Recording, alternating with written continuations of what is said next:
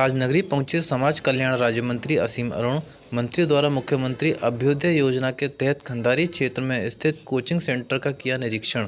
केंद्र पर चयनित छात्रों से की मुलाकात। समाज कल्याण विभाग की देखरेख में संचालित हो रहा है प्रशिक्षण केंद्र। मंत्री को केंद्र की सभी व्यवस्थाएं मिली चाक चौबंद। मंत्री ने छात्रों के साथ कुर्सी पर बैठकर किया संवाद। विश्वविद्यालय के खंडारी कैंपस में स्थित है केंद्र। मंत्री जी, आज आपकी पाठशाला देखने को मिली है।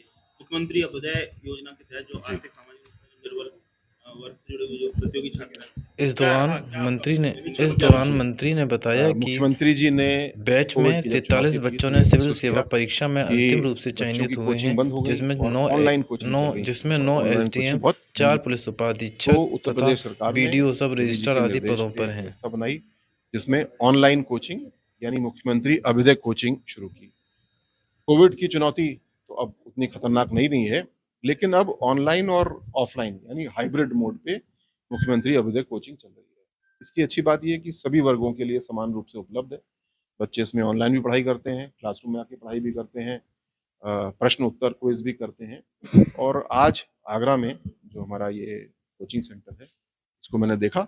इसमें जो भौतिक व्यवस्थाएं हैं, क्लासरूम आदि हैं, इसके लिए अच्छा खासा बजट हमने दिया है। सभी क्लासरूम को अच्छा कर रहे हैं और साथ साथ आने वाले समय में अगले 6 महीने में इस केंद्र को हम प्रतिभा केंद्र के रूप में विकसित करेंगे। पहला यहाँ पे पहला जो कोचिंग चल रही है वो तो चलेगी ही, उसके अलावा एक कौशल विकास का केंद्र यहाँ पे संचालित होगा और तीसरा प्रधानमंत्री अनुसूचित जाति अभ्युदय योजना जो बिजनेस स्थापित करने की योजना है, लोन दिलाने की योजना है, मुद्रा लोन है।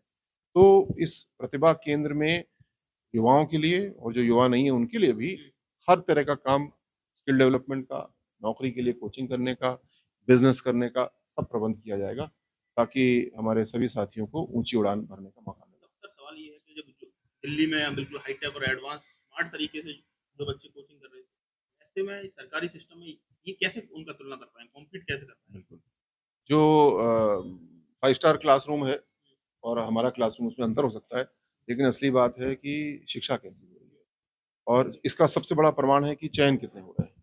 तो आपको बताते हुए मुझे बहुत खुशी है कि पिछला जो पीसीएस का रिजल्ट आया उसमें 43 बच्चे उत्तर प्रदेश सरकार की कोचिंग से सिलेक्ट हुए। 9 एसडीएम बने, 4 डीएसपी बने, बाकी बीडीओ आदि पदों पर गए। ये अभी तक का सबसे अच्छा परिणाम है। इससे हम संतुष्ट नहीं है, इसको और अच्छा करेंगे, लेकिन कुल मिला के हम लोग को अच्छे परिणाम। पॉलिटिकल सॉल्व हो जाए। अतीक अहमद को फाइनली सर 101 मुकदमे, पहले मुकदमे में कल जाके सजा हुई है, लाइफ टाइम इम्प्रिजनमेंट हुआ है। किस तरह से देखते हैं? तो आप खुद एक पुलिस अफसर। अवश्य, ये कानून का राज स्थापित करने का काम है। योगी जी ने पिछले 6 साल में जिस तरह पुलिस को, प्रोसिक्यूशन, जेल, न्यायालय सभी व्यवस्थाओं को मजबूत किया है, उसके अच्छे परिणाम ये है। जहां अतीक अहमद का आपराधिक इतिहास 1978 से चल रहा था और आज तक किसी भी मामले में सजा नहीं हुई और इसी वजह से अतीक और उसके जैसे अन्य माफिया का मनोबल बढ़ा हुआ था। लेकिन अब जब उसको सजा हुई है तो आप हम सब नागरिकों को इस बात का संतोष है कि न्याय हुआ। उमेश पाल के साथ जो घटना हुई, हत्या हुई, लेकिन ये केस जिसमें सजा हुई दूसरा है, तो न्याय मिलना बहुत जरूरी है और न्यायपूर्ण तरीके से काम हो रहा है। आने वाले समय में कानून का राज स्थापित करने के लिए और मजबूती से काम होगा। न्यायालयों को मजबूत किया जा रहा है, अत्याधुनिक किया जा रहा है, पुलिस, प्रोसिक्यूशन, जेल सबको मजबूत किया गया है और आगे और किया जाएगा। क्या लगता है सर, राहुल गांधी का आवास भी खाली कराया और नोटिस वो भी जारी? जो विधायक, मंत्री, सांसद को आवास मिलते हैं, इनके नियम बड़े स्पष्ट हैं और क्योंकि वो अब सांसद नहीं है तो उनको खाली करने का नोटिस दिया गया है। उसकी भी एक प्रक्रिया है, वो प्रक्रिया पालन की जाएगी और जो नियम है, पुनः ये भी कानून का राज की बात है, नियम से चलना चाहिए। जो राहुल गांधी को सजा हुई वो भी कानून का राज का विषय है। एक न्यायिक प्रक्रिया के तहत एक कोर्ट ने उनकी बात सुन करके, पक्ष विपक्ष की पूरी बात सुन के आकलन करके सजा दी। ये भी बड़ी प्रसन्नता की बात है, बड़ी संतुष्टि की बात है कि हमारे लोकतंत्र में हमारे न्यायालय इस बारे में सजा दे रहे हैं। अगर आप सेक्शन 499 पढ़ें जो डिफेमेशन के बारे में है और जो राहुल गांधी जी ने कहा वो सुने, तो आपको बिल्कुल लगेगा कि ये तो कानून एकदम इसी शब्दों के लिए बना था। गौरव की बात यह है, संतुष्टि की बात यह है कि हमारी न्यायपालिका इस मजबूती से काम कर रही है कि कौन एमएलए है, कौन एमपी है, इसका फर्क नहीं पड़ रहा है। जो कानून है उसको लागू कर रही है। सर एक सवाल ये भी है सर, अखिलेश यादव पुनः अब देखिए, भावात्मक मुद्दे अलग हो सकते हैं, लेकिन एक वन्य जीव के लिए नियम क्या है? वन्य जीव का नियम जो है उसके मुताबिक हमको चलना होगा।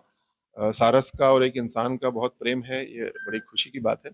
लेकिन ये अगर इसको और बढ़ाएं तो पूर्व में लोग कोई हिरन पालता था, कोई शेर पालता था, लेकिन जब नई एक्ट आई, नया कानून आया तो इन सब चीजों पे रोक लगी।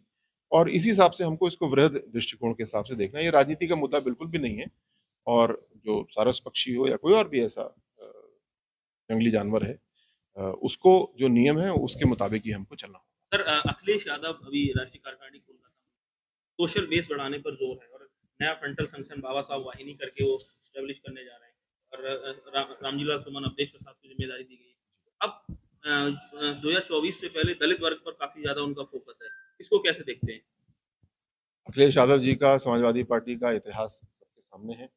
दलित वर्ग के साथ उन्होंने कितना अत्याचार किया, जब जब उनकी सरकार आई उनको मौका मिला, किस तरीके से सम्मान को ठेस पहुंचाई गई, ये सबके सामने है। मैं कन्नौज से विधायक हूँ।